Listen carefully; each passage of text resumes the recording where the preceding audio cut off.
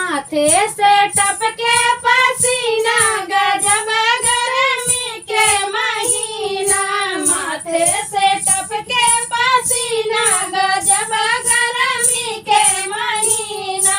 ससुरु हमारे कूलर लिया में, ससुरु हमारे कूलर लिया में। सासू है राम के जीना गजब गर्मी के महीना।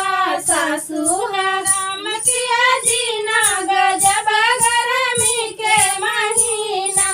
भसरू हमारे एसी ले आवे, भसरू हमारे एसी ले आवे। जेठनी है राम किया जीना गजब गर्मी के महीना।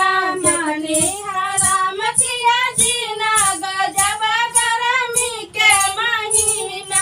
माथे से टपके पसीना गजब गर्मी के महीना। देवरा हमारे पंखा ले आवे, देवरा हमारे पंखा ले आवे। छोटी हराम किया जीना गजब गर्मी के महीना।